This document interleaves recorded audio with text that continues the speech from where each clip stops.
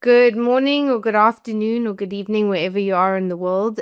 Talent Finders would like to welcome founder and CEO of Soul State Wellness Incorporated, somatic practitioner, keynote speaker on nervous system capacity and leadership, Cindy Hyde. So, welcome, Cindy.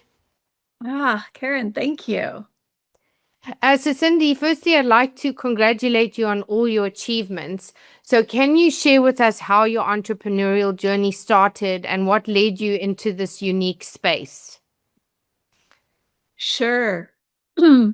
I think the most important thing to start with here is that it definitely wasn't a quiet entry into this space. Mm, For the last 7 years, I was experiencing chronic illness, mm, chronic fatigue, and, unfortunately, or fortunately now, because I'm loving where I am, a cornea ulcer set the stage for me to embark on a deep healing journey. And from there, I became exposed to somatic experiencing and fell in love with it, that it's kind of brought me to where I am today.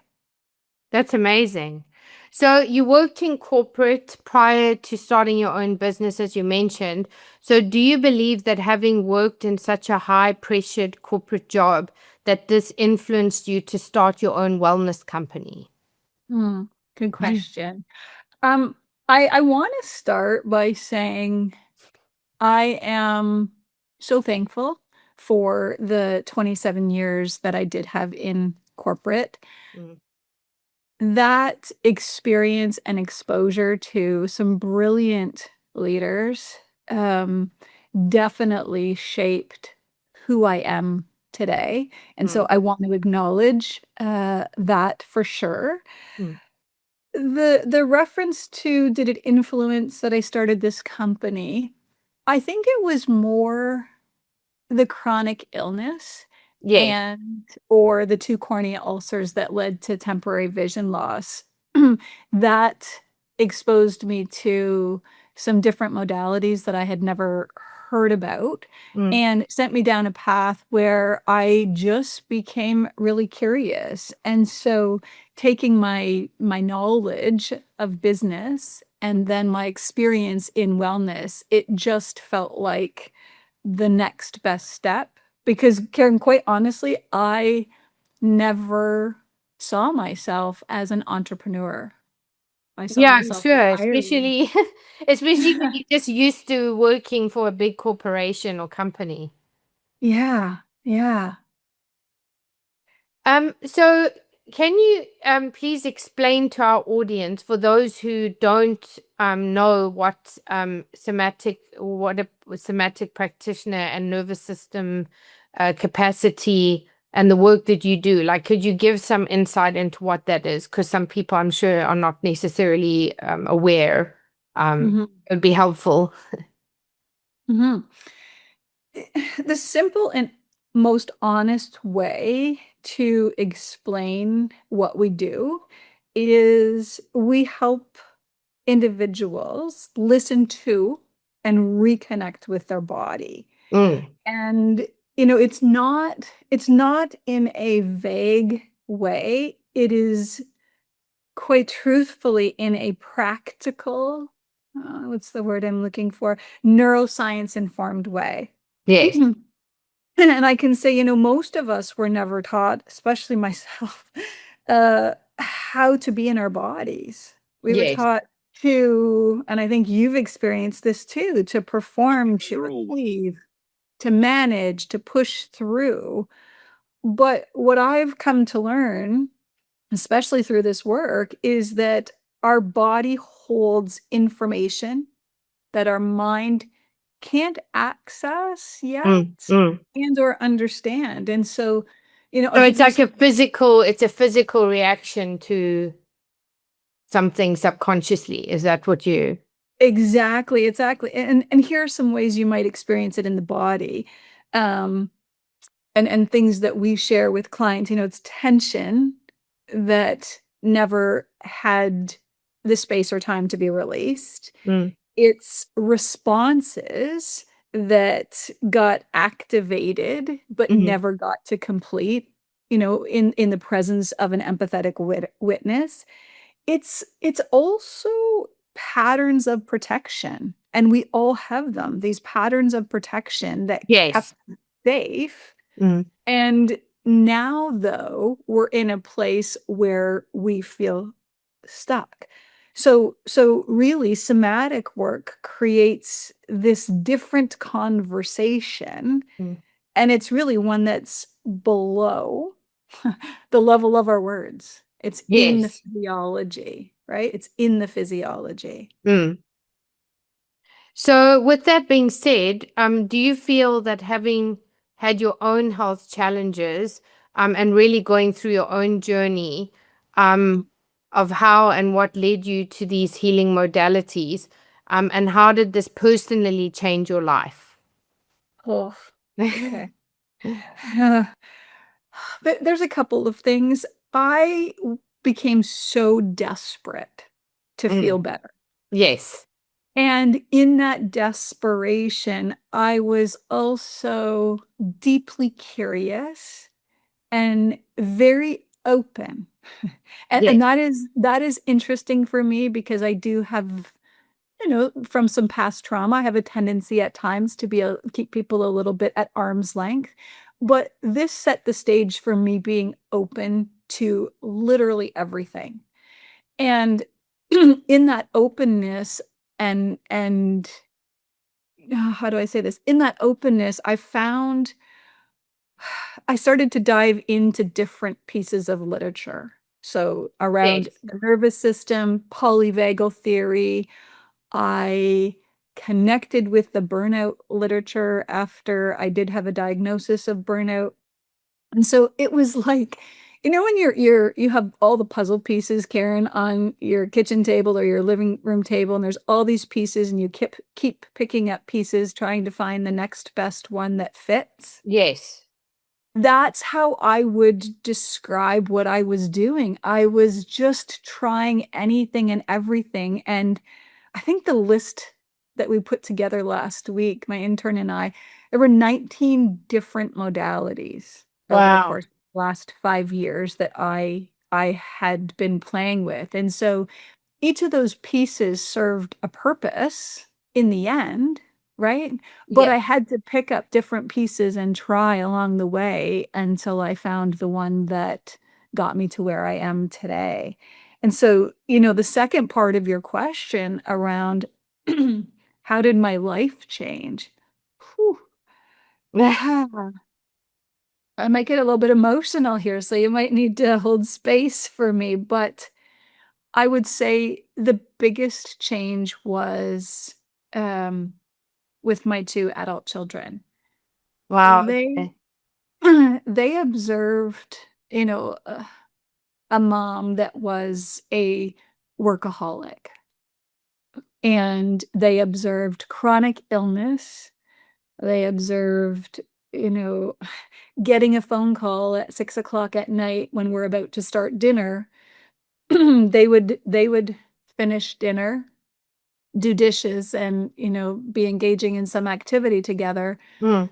And then when I would finally surface, the look on their face said it all. And Mm. so what's shifted in a big way for me is a number of my relationships, and especially with my boys.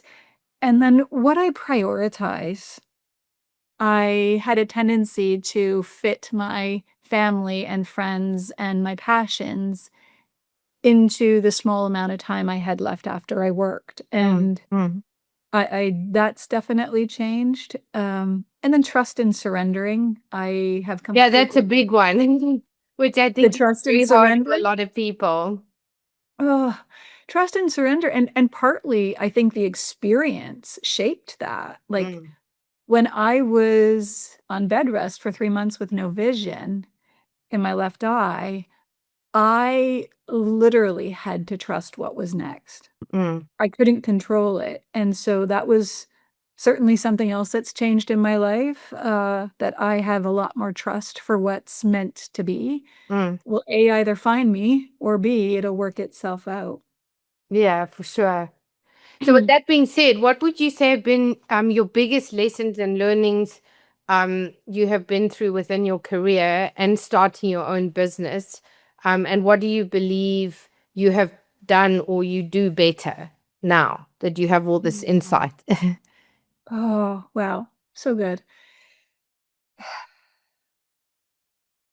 My health and for sure my ability to listen Mm, to my body, those small whispers before they turn into a roar. mm, I am way better at that. There are a lot of times where I feel tired and I'm like, "Oh, but I needed to do I'm supposed to do these 3 things today." mm, Cindy version 1.0 would have still completed those 3 things, and mm, I call myself Cindy 2.0 now. 2.0 is like, "I hear you. I'm gonna rest. The rest can wait." And so that definitely is a lesson. The other one is boundaries. I recognized through my own reflection on how did I become burnt out. I didn't have good boundaries. I mm, was saying yes to everyone else before myself. I wasn't listening to my intuition, and I mm, certainly wasn't asking for help mm, on the things I knew I wasn't good at. I would invest the time to learn because, oh, if I didn't know something, was I okay to show up in a world and not know something? And that definitely has changed for me. I'm not an expert in everything, mm. and there are people around us that are. And so learning to leverage and rely on those individuals is also a big lesson. Yeah, absolutely. So, working with these incredible modalities and the clients you work with, what are some of the results you have seen having a lasting impact on your clients? And can you share the results you have rendered from your clients or for your clients? Mhm, mhm. Oh, this is so good. It's so good. Um, okay. There are 3 in particular that I will share, and probably because I've been with them over the course of the last 3 weeks, with their treatment plans. Mm, mm, The first woman was in a car accident, and I have permission to share mm, without names. She was in a car accident 25 years ago and broke pretty much every bone in her body. And she had been incredibly disciplined and diligent and very curious, like I was, in getting better mm, and wanting some things to change. But she was also very aware in what she was noticing was going on in her body. mm, And so she came to me, and I think it was session 3 or 4, after session 3 or 4. She sent a text message and we've both saved it now. She had been putting off an MRI that she was supposed to have for a couple of years. Part of that was fear, part of that was she just didn't have capacity in her system to add another thing into what she was working on. And she sent a message saying, "Not only did I call, but I've booked the MRI." So that oh, was a huge wow. yeah, that was a huge win for her. The other thing she started noticing was saying no and having boundaries. In the past, she was very much people pleasing and giving to everyone else, but starting to recognize that I feel like there is too much going on. I need to step back and say no. And Mm, so being able to say no, and then the third and probably most important one with this individual was, um, she was noticing less pain in her body as mm, we had been working through releasing some of that activation in the first 5 sessions. mm, mm. So those three things, in 5 sessions, it's important to say that not everyone experiences the same degree. She has done a lot of work on her own over the course of the last 10 years, but those micro wins over time or are going is what is going to create that additional capacity in her system Mm, to have even more results. So that's one, Karen. The other one was a woman, unfortunately, that witnessed someone that was in her foster care commit suicide.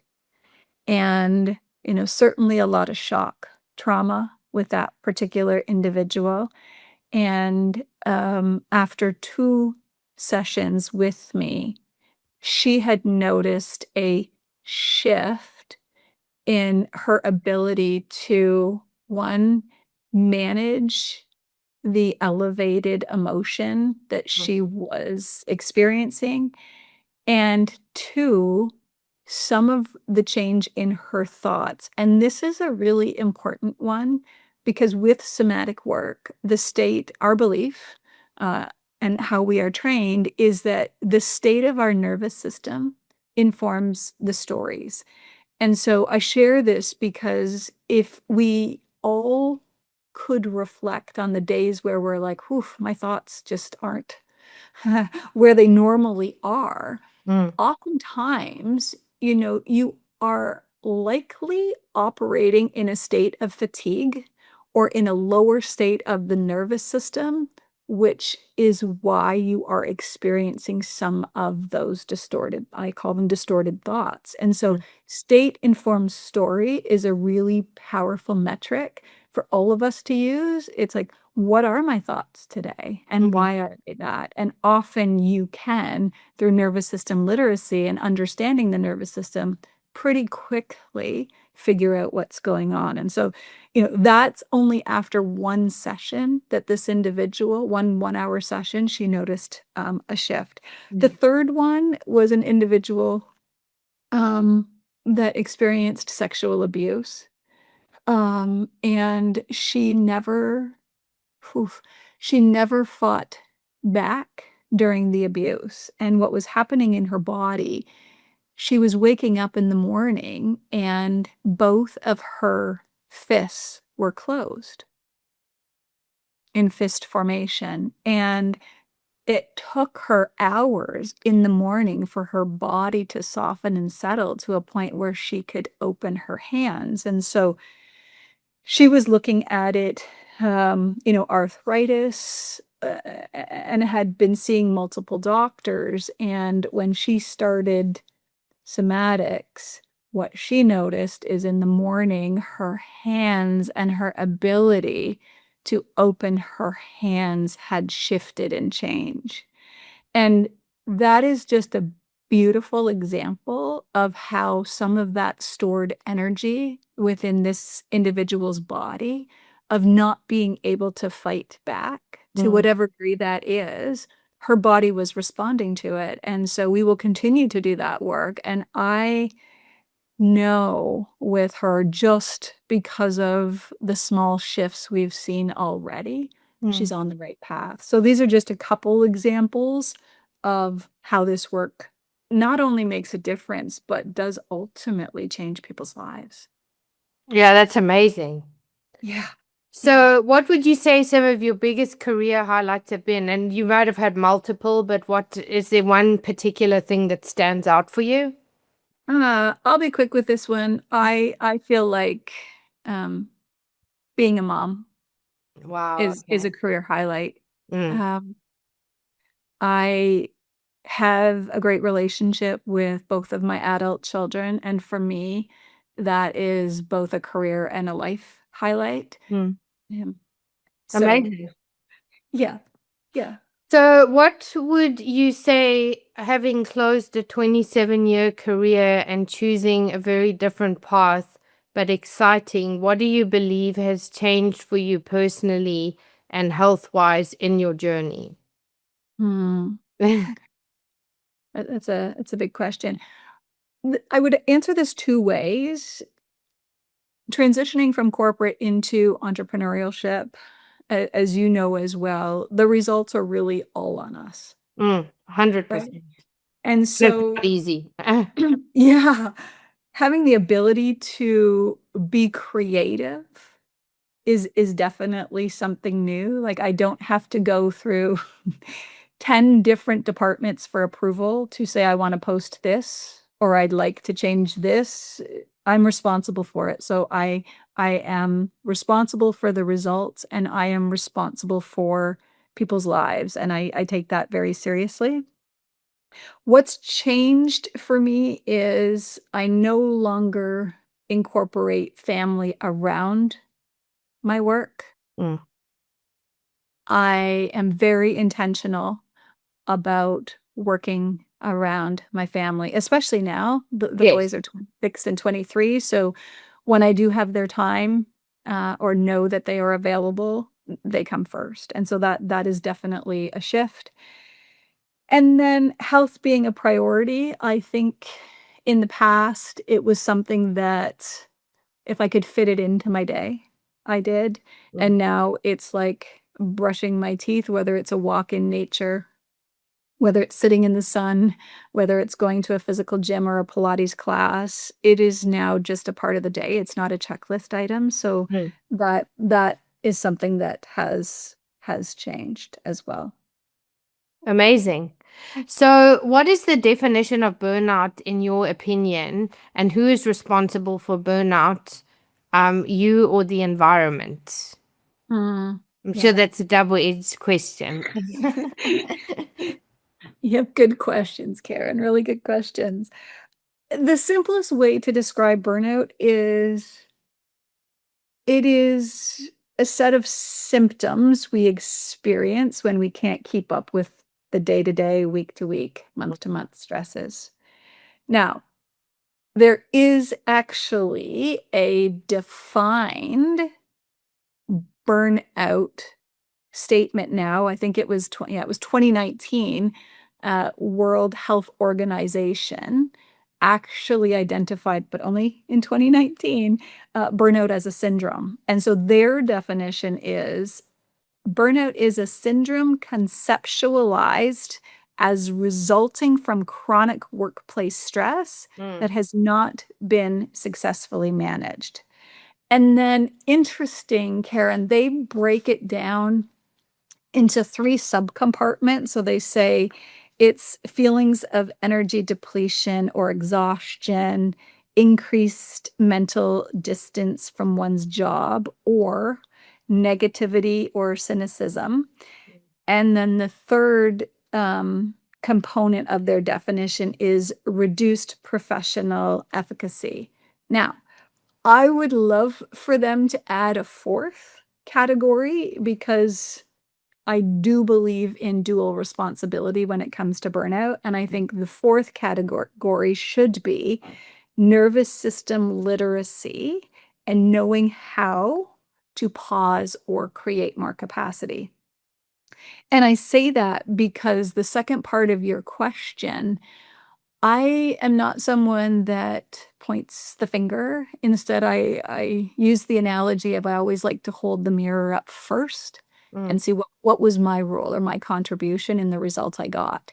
And I certainly did that with burnout, and it was very clear some of my patterns. Some of my patterns were, people pleasing, perfectionism, overworking, saying yes to everything, Mm. versus, asking my body, does this really feel right? Like, and what are your, why are you doing this?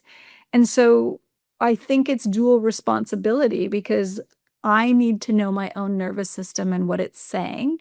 Mm. I need to know how I'm showing up and how I'm contributing to the results I'm getting. And I think companies and cultures really need to take a hard look at wellness programs and initiatives, and we really need to adapt quickly to meet what's actually going on in the world right now because the burnout numbers are in the 80% right now.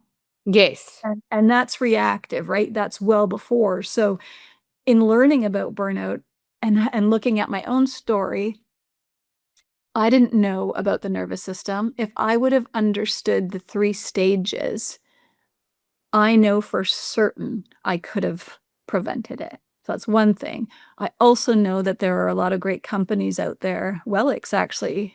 Karen, you may be familiar with them because they're from the UK. I've been following them quite closely, and they actually have beautiful well-being programs that measures employees' voices, and can preventatively identify numbers ahead of time. And I think they are onto something that is gold right now, Mm. because the preventative is where we need to be looking. Not when it shows up, it's way too late. It takes people years to come back after burnout, right? So the preventative space is going to become really important. Yeah, absolutely. So, leading into that, based on even your own experience, but also, um, I guess, having worked in the corporate environment, I want to talk about leadership as a big part of the focus. And what do you believe is different about your leadership style? And what do you believe, having worked in the corporate, that you do differently within your own business? And just Mhm. leading within your own, within your own business and your own industry. Mhm. Mhm. Really good question. For sure, one of the things I do differently is my own state is a priority. Mm, Meaning, I am very aware of how I'm showing up to every interaction, whether it's with my team, whether it's with my kids, whether it's with the barista at the coffee shop. I am very aware that how I am showing up and the state of my nervous system has a ripple effect on everyone around me. mm. So I take that very seriously, knowing that my system can affect other people. Yes. And in the past, I don't think I had that level of awareness Mm, that, sure, like I would show up some days tired, or I would show up some days, not as engaged as I could be. mm, But not knowing why that was happening, I think I settled for what mm, what was. mm. And now I look at it very differently. I understand the importance and how it can affect others. So that's one thing. The other thing is the language I use.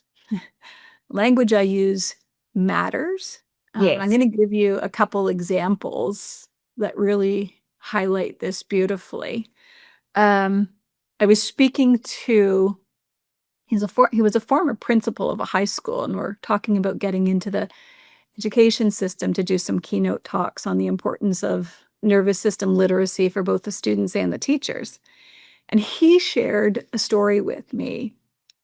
In one of the schools he was in, there was a jar that was on the shelf, and there was a label on the jar, and the label said, "Ashes of the problem child." And so he paused and he looked at the jar, and he's sharing this example when we're talking about language, right? Language matters. He's like, I totally get this. Mm, And he mm. said, I looked at the jar and took the label off, and I made a new label. And I'm like, well, what did the new label say? And he said, "Ashes of the problem of the child." Wow. Right? And I went, wow. And so we were sharing scenarios, and I said, you're making me think about how I responded to absenteeism Mm, in the past. And, the my leaders and I would talk, oh, so and so isn't here again today. And I remember responding saying, when they show up, make sure you thank them. And they were so confused. mm. Right? Because we have a tendency to say, oh, Karen didn't show up again today. Or when you do show up, Karen, I say to you, Karen, what happened yesterday? Like, we were really busy, instead of, Karen, it's really nice to see you today. And, Yeah, and it's a I different think, a different approach, and it's less, I guess, also maybe combative or aggressive. even though it's It's not aggressive, like the tone is not aggressive, but just the deliverance could be perceived as that, right? yeah, it's that. And in somatics, there's something called a felt sense. So when Karen speaks, my nervous system is responding on a subconscious level. It's something called neuroception. So Mm, it's scanning the environment for cues of threat and or safety. mm, And so when you present with Karen, where were you yesterday? Whether it's tone, whether it's words, whether it's deeper, I have a felt sense of what you are saying and meaning. And so my body immediately goes into a defensive type mode because it doesn't feel safe. mm, mm, And so now I am very aware of, the words I use with people, the pace at which I talk.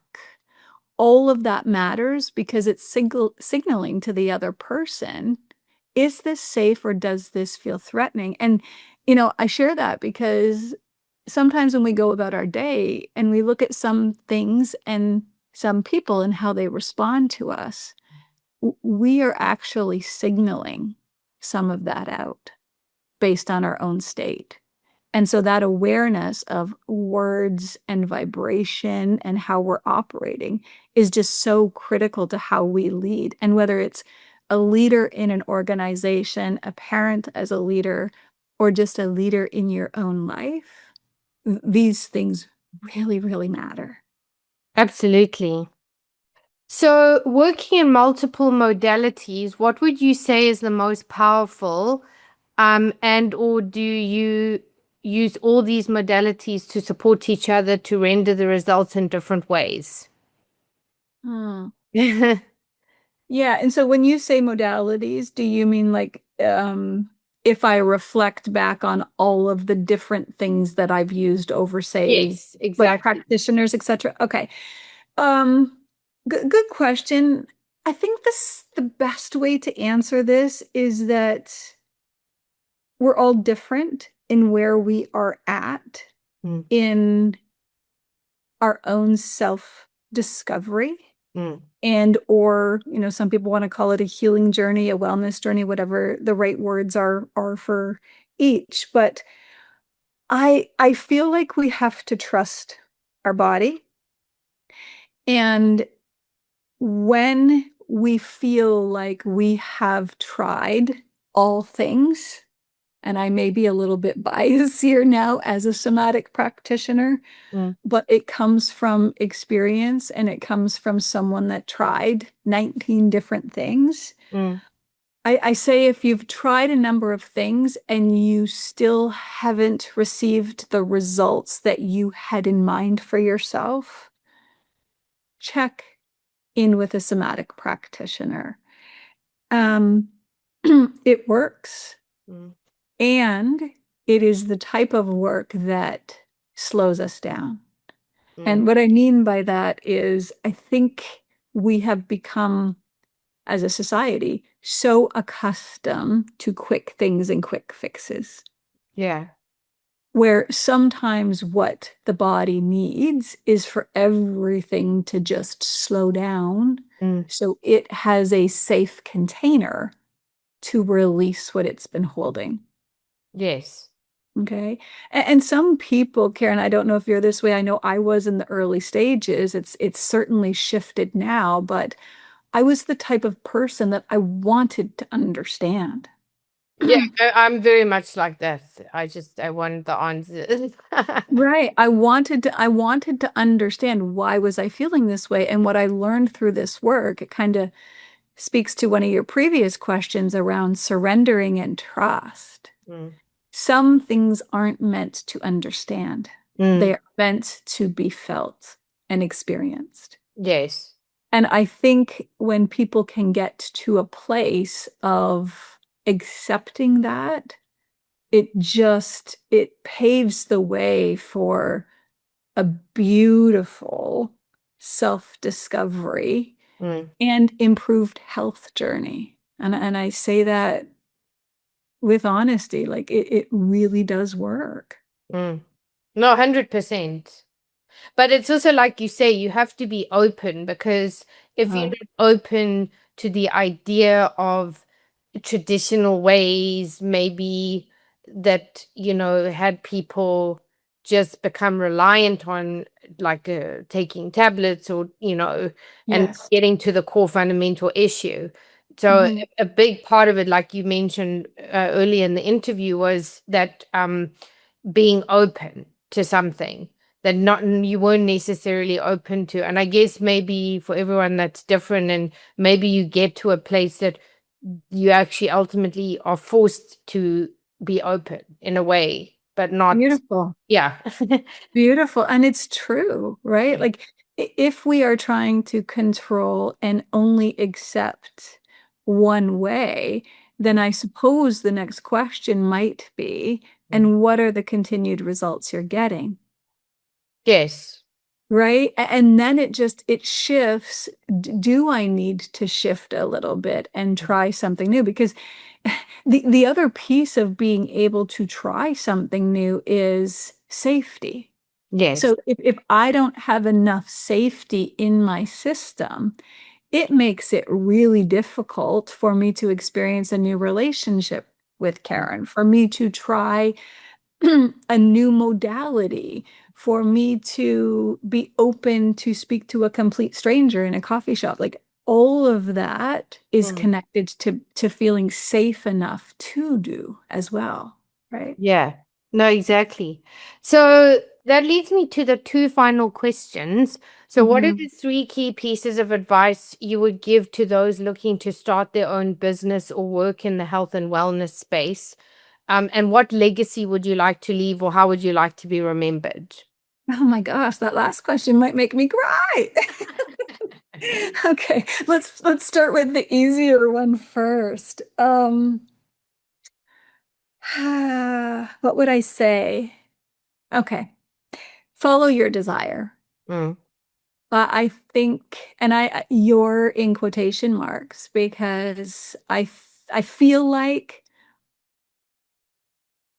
many of us have either been told or been raised by influential individuals that perhaps had a say in what was important for us to do with our life.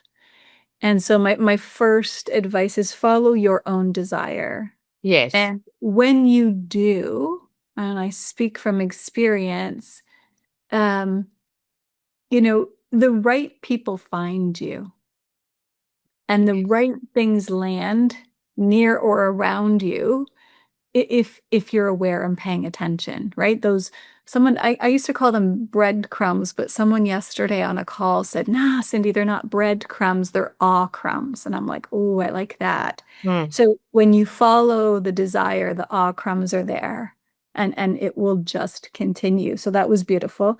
The other one is trust your intuition.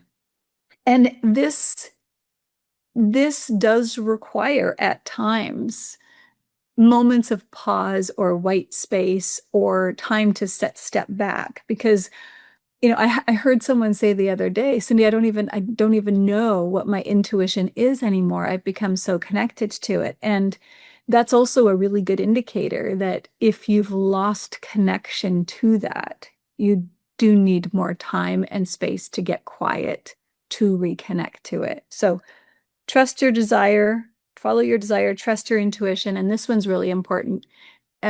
Invest in you.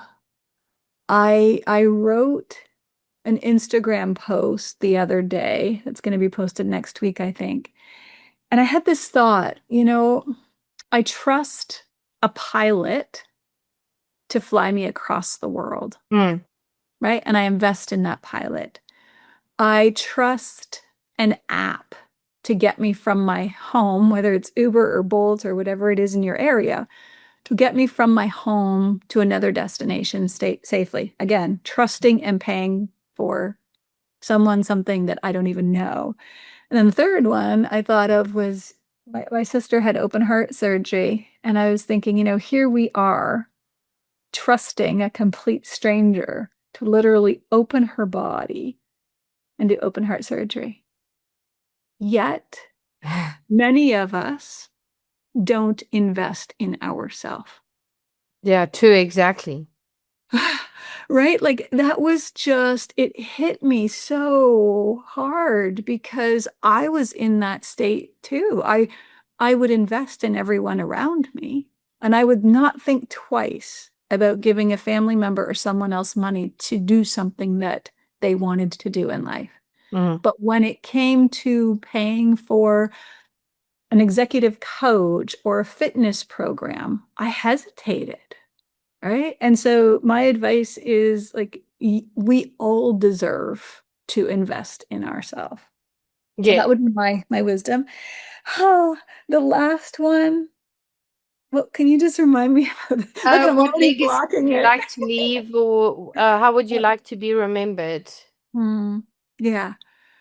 I want to be remembered as someone who lived her life from the heart. Mm. It's so important to me that people feel whew, what I have to offer. Mm. And you know, that expands to my work, to my relationships, to my children, to the support I provide to others. And, you know, my mom used to say something that I never understood at the time, but I get it now. She used to say, even when you don't think that you don't have anything to give, you know, and in quotation marks, financially speaking, Mm. she said, remember, you always have hands and a heart. Mm. And that has stayed with me because it's really what life is meant to be, right? Use your Yeah. hands to help and you use your heart for compassion and love. And I think having that legacy of someone who lived her life from the heart, it just it feels like the right purpose for me. That's amazing. Well, thank you so much for joining us today. So, if people would like to connect with you, what would be the best platforms to do so? Yeah, thanks for that question. I have a website, soulstatewellness.com. I also have social media, Instagram at Soul State Wellness, and a Facebook page as well. Amazing. Well, thank you so much, and hopefully we can have you back in the future to see where you are in your entrepreneurial and wellness journey. And thanks for joining us. Thank you.